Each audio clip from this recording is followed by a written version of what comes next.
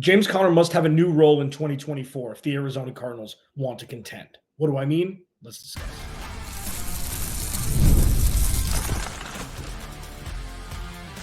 You are Locked On Cardinals, your daily Arizona Cardinals podcast. Part of the Locked On Podcast Network, your team every day. Cardinals, Alex Clancy here. Follow me on Twitter, Clancy's Corner _ Follow the podcast at Locked On AZ Cards. Thank you for making Locked On Cardinals your first listen, free wherever you get your podcast, and on YouTube, part of the Locked On Podcast Network, your team every day. Today's episode of Locked On Cardinals is brought to you by Game Time. Download the Game Time app, create an account, use code Locked On NFL for $20 off your first purchase. Terms do apply. Been doing sports radio in Phoenix since 2011. Been hosting this podcast since 2017. Every day gets better. Thank you, everydayers, for being here. If this is your first listen, thank you. Maybe make tomorrow your second. Thank you for being a part of this journey with me. It's only going to get better from here. We took our medicine watching the Arizona Cardinals last year, and it went down a little bit smoother than we thought. And now it's time. And now the floor is raised. Talent infusion, cohesion, voluntary workouts aren't voluntary workouts. And while the Cardinals have their stars, veterans, second-year players, rookies with that future pacing star path, there are some X factors. There are some veteran X factors. There are some rookie X factors. And today, I'm going to discuss the veteran offensive X factors for the Cardinals in 2024. And these, again, X factors are that way for very different reasons. First off, James Conner. James Conner is going to have, or should have, a very different role in 2024. While he will be the lead back, while he will be the heartbeat of the offense for a player not named Kyler Murray, it should look a little bit different. I've discussed multiple times on this show. And if this is your first time hearing it, awesome. Welcome. James Conner must, sometime soon, pivot to the LeGarrette Blount role. LeGarrette Blount was one of the most dominant, take the air out of the ball running backs we've seen in the last 20 years.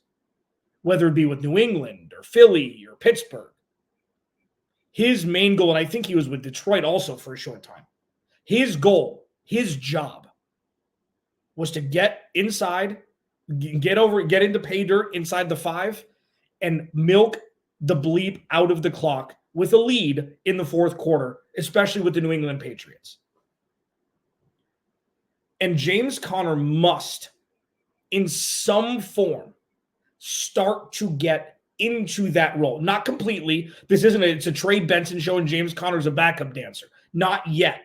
That's the goal for the remainder. I discussed earlier in the week, James Conner needs a contract extension. He needs to retire an Arizona Cardinal. People need to forget that he was drafted by the Pittsburgh Steelers. Oh, that's right. Played for the Steelers. Forgot. But it starts with this year. It's not the transition year. It's not the he's over the hill year yet. And it doesn't seem to be coming anytime soon. And it needs to start.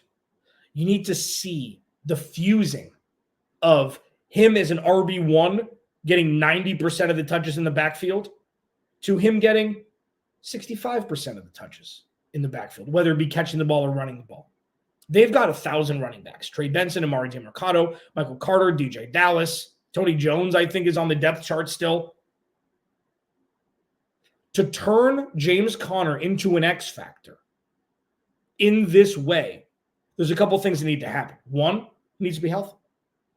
He needs to play 17 weeks or as close to that as humanly possible. The way that happens is, aside from any sort of freak injury, which could happen on any play in the NFL, you never wish that upon anybody, whether it be an Arizona Cardinal or your most hated rival. Giving him the same amount of touches as he got last year, spread across 17 weeks, ooh, chef's kiss. James Conner is most valuable inside the red zone, especially near the goal line. Not all running backs have a nose for the end zone. James Conner does. Kenyon Drake didn't. It's different. David Johnson didn't really. Even though he scored a bunch of touchdowns. James Conner has a nose for the end zone. He's been one of the most prolific scoring touchdown scoring running backs over the last 3 seasons. And he's missed time. Lowering his touch number game to game, but allowing it to sprout out over 17 weeks, massive. That's that's one of the, pillars, tenets of his X factor role in 2024. Number 2, he needs to be as efficient as he was last year and the year before and the year before. Every year for a running back, it's not like one of those things in board games where you flip it over their sand and it's the timer. It's not that, but it's getting closer to that every year he plays. I think he's a 25-year-old in a 28-year-old's body. But it's slowly but surely getting there. So if they can spread out his touches, if he touches the ball 65, 60, 55% of the time, but he's efficient with those touches, that elevates this offense tenfold. And then number 3, and this is one that is equally as important, could potentially be the most important reason why I consider James Conner an X factor in 2024. He is the only person, and I believe this to be true, whether it be catching the ball out of the backfield or running it, that can remove Kyler Murray from having to run the ball to keep the offense going. If this offense can be autonomous without Kyler Murray running the ball, autonomous, on autopilot, without Kyler Murray running the ball, that is the biggest win of everything. Now, that is also the most far-fetched one of these 3. But if James Conner can be efficient with less touches spread over the entire 17-game season for the Cardinals, all the while being the main part of a cog that would keep Kyler Murray from having to run the ball. If Drew Petzing doesn't have to use RPO with Kyler Murray running the ball 4 or 5 times a game, or having, shotgun QB draws set up, if that doesn't have to be a part of the offense, that is going to take the Cardinals to the next stratosphere a lot quicker than people expected. It's fun to watch Kyler Murray run the ball. It's been necessary since he's been drafted for Kyler Murray to run the ball, to run a competent offense. Kyler Murray's best running the ball when things break down, especially against man coverage. He is so good when it's just go. And go doesn't mean run. Go means feel it out. Use your angles. Kyler Murray is one of the best in the NFL at doing it because he's always been undersized. And he knows how to utilize his body and the angles to not get touched, be able to maximize run space. That's when you use Kyler Murray as running the ball. If you don't need Kyler Murray to run the ball because James Conner is so efficient, complemented by Trey Benson, whoever else on the depth chart is playing at the time, Amari DeMarcado, Michael Carter, whoever it may be, that will raise the floor for the Arizona Cardinals offense so much more quickly than anybody would have expected when you looked at this team in 2022. Almost unfathomable. And it all starts with not only James Conner's, efficiency, but also Drew Petzing's ability to maximize James Conner with less touches. If they do that, the Cardinals will be well on their way to having a playoff-ready offense. Not in 2025, in 2024. Alex Clancy, Locked On Cardinals. Thank you for making Locked On Cardinals your first listen, free wherever you get your podcast and on YouTube. Part of the Locked On Podcast Network, your team every day. The second X factor I want to discuss, Michael Wilson, in a very different way. I'll hit that next.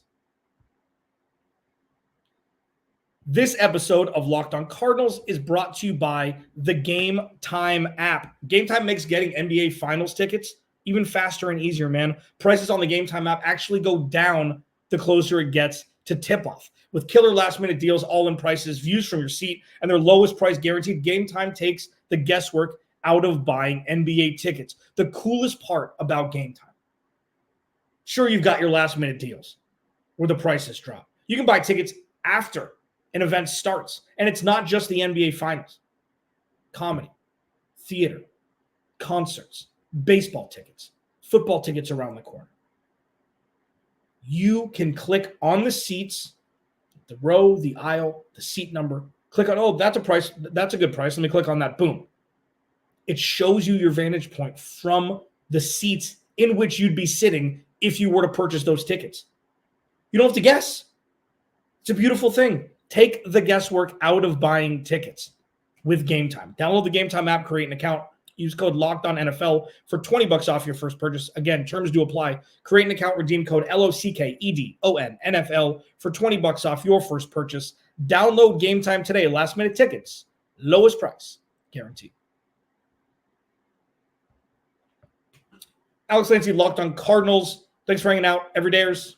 Thanks for being with me since 2017. This is your first listen to Locked On Cardinals. Thank you. Maybe make tomorrow your second. Tell your friends, tell your family. Got a big family here of Locked On Cardinals people. And I'm just happy to be the, mouthpiece, the big dumb face that you get to see every day. Are you watching Fox Sports or ESPN on TV all day? Have to turn down the volume with all that shouting?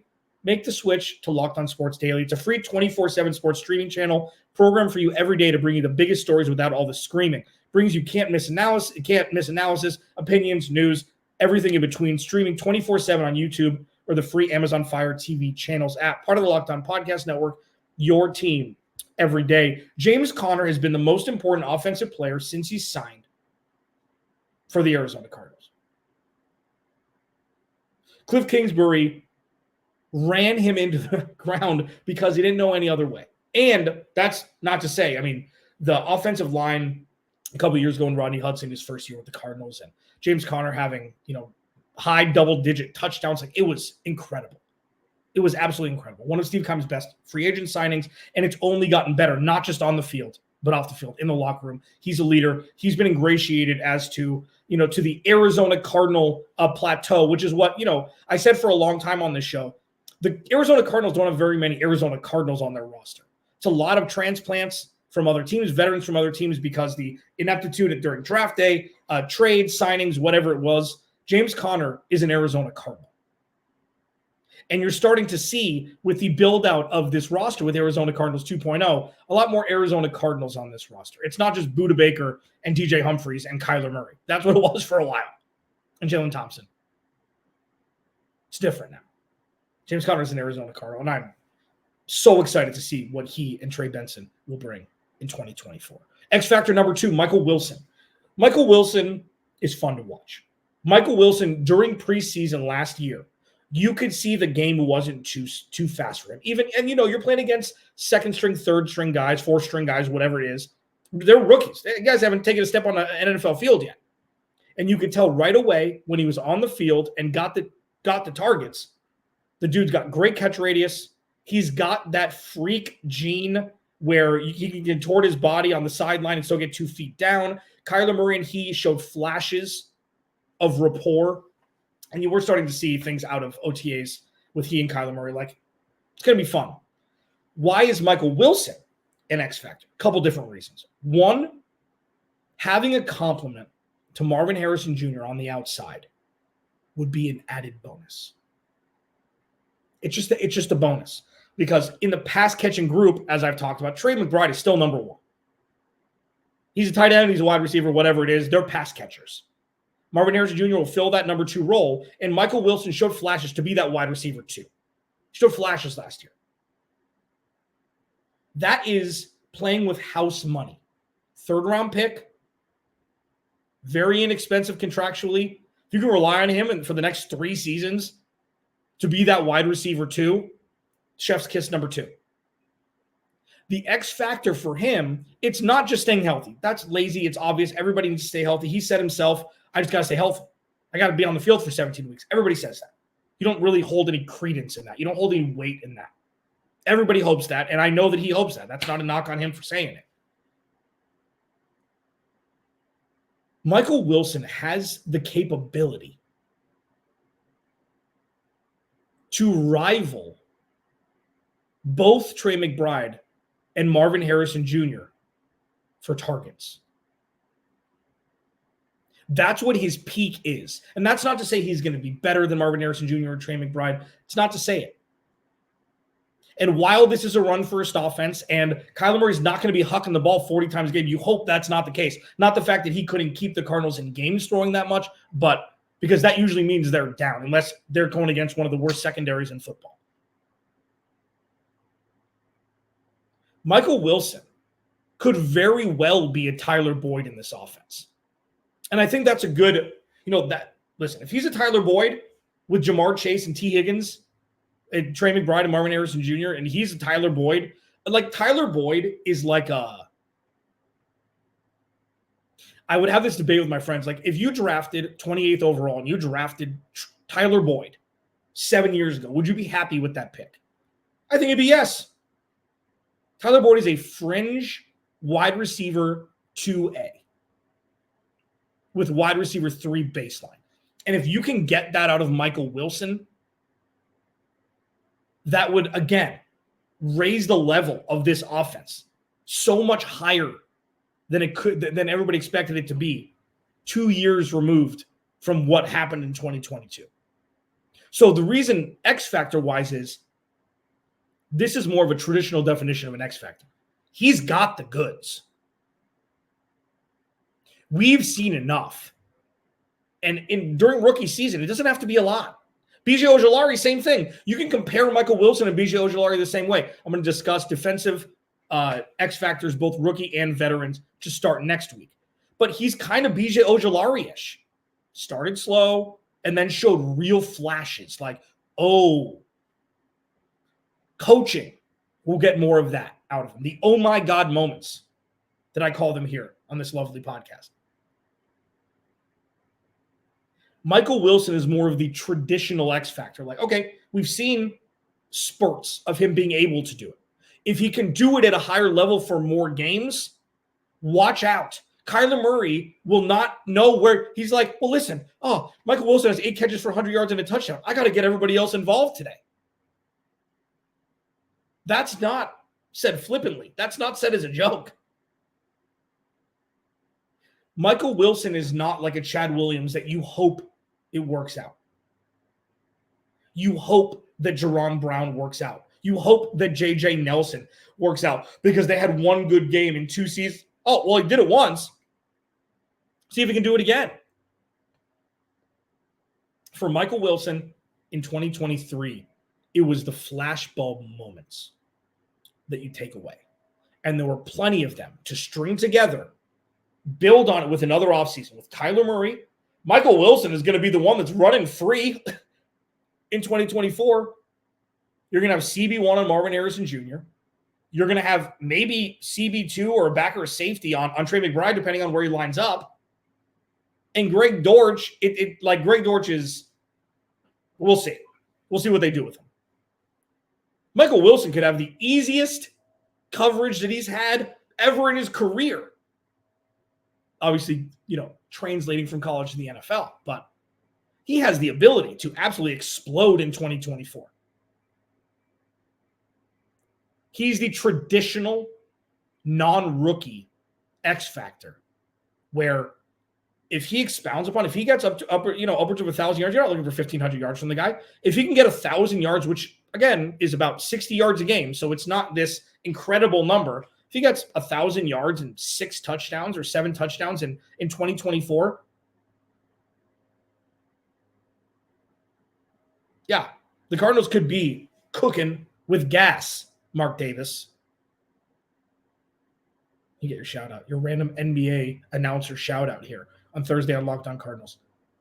See, the X factors are different. James Conner's more of a transition from what he is now, kind of like walking over that bridge into what he will be. This is the first year where you might start to see just a different James Conner. Still effective, still efficient, but not the volume that we've seen, which will lend to him being more spry in the fourth quarter when the Cardinals need him to touch the ball 12 or 14 times because they're up 10 points with 10 minutes to go and you want to bleed the clock. It'll allow for that. Michael Wilson, if he regresses from last year, this offense is going to hurt. If he expounds upon last year and adds 300, 400, 500 more receiving yards and a couple more touchdowns, this offense could absolutely explode. Because if he's doing that, everybody else's numbers are up too. X factor, number 2. X factor, number 3. Man, Jonah Williams, a little sprinkle on top during free agency that kind of came out of not nowhere, but another just fantastic move by Monty Ossenfort. What does his X factor look like? That's next. Locked On Cardinals, your team every day. Veteran X factors here on a Thursday edition of Locked On Cardinals. Follow me on Twitter at Clancy's Corner _. Follow the podcast at Locked On AZ Cards. Please go to the YouTube channel, search Locked On Arizona Cardinals, hit that subscribe button, turn notifications on. It's only going to get more fun from here. We've got some very exciting things coming up this summer. There will be a way that I will be able to connect with you more on a day-to-day basis outside of just 30 minutes every day and on Twitter and comments and YouTube. It's in the works. It's coming. Okay, we've got to set everything up properly. I've got a fantastic sponsor. I think starting early next week, one of my dear friends who is pretty well known here around the Valley. I'm really excited to discuss that as well starting next week. X factors. These are the veteran X factors on offense. I'll be doing defensive veteran X factors tomorrow. And veteran just means not rookie for simplicity purposes. James Conner's role needs to change. Less touches per game, 17 weeks, efficiency, and inevitably, hopefully, taking Kyler Murray completely out of the run attack. Obviously, except for the design runs 1 or 2 a game instead of 7. Being able to move the ball down the field with the run game of Trey Benson, and the rest of the depth with an improved offensive line, etc. Michael Wilson is a bona fide X factor. If he piggybacks off last year, can play all 17 weeks or close to it, he'll get more targets this year, 100%, and maximize those targets. This Arizona Cardinals offense could be much better, much more quickly than people think. And then finally, Jonah Williams, 2-year deal, coming over from Cincinnati, has said that he's wanted to play with Kyler Murray. Now he gets to. It looks like he's etched into the right tackle role. One of the beautiful things about this team, they've got 2 left tackles and 2 right tackles in 2 players. And you've got your swing tackle with Kelvin Beachum, who can play both. So it looks like as of now, they've said that Paris Johnson Jr. is going to be the left tackle. We'll see if he struggles. TBD. Irrespective of where Jonah Williams plays on the left side or the right side.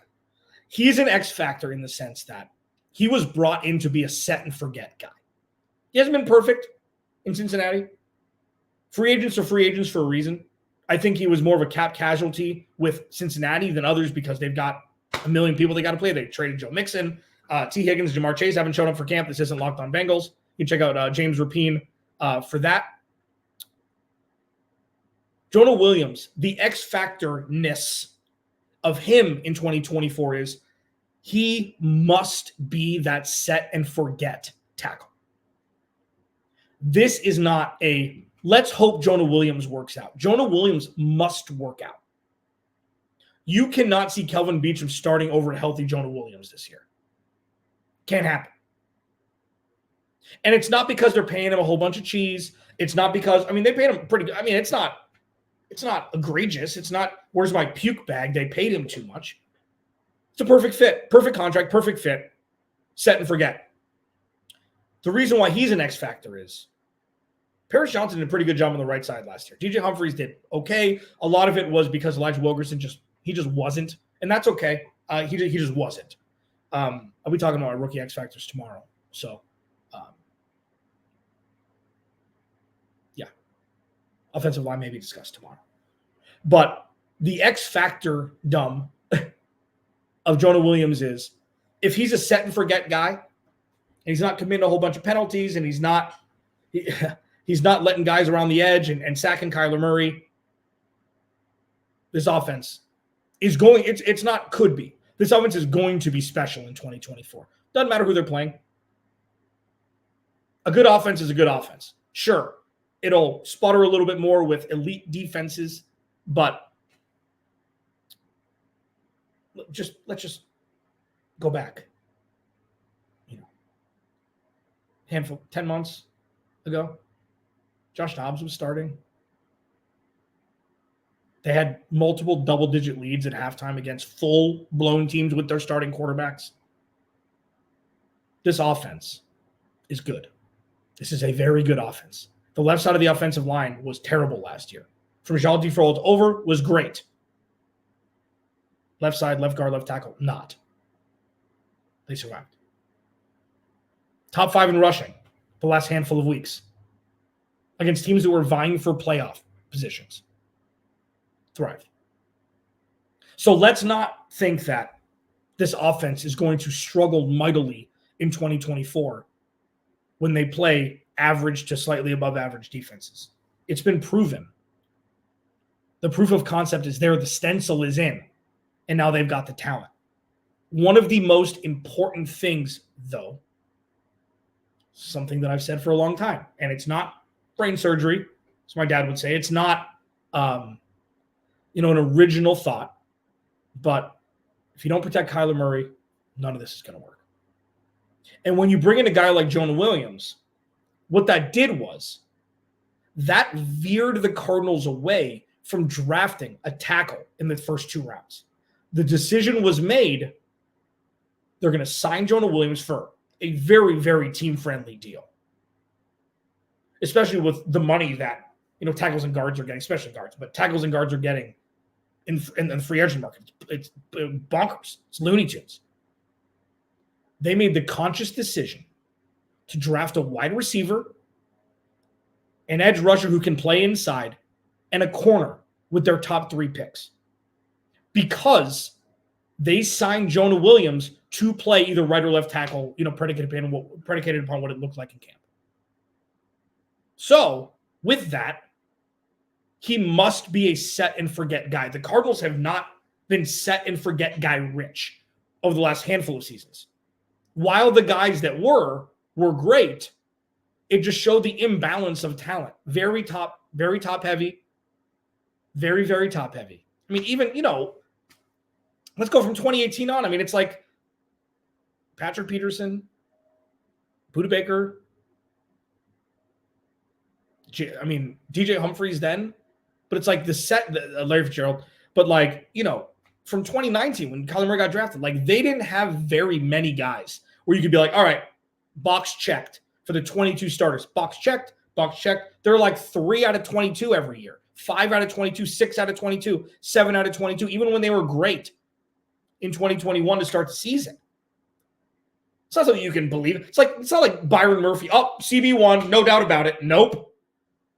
They haven't had a set and forget corner aside from Patrick Peterson since 2014. It makes me want to throw up.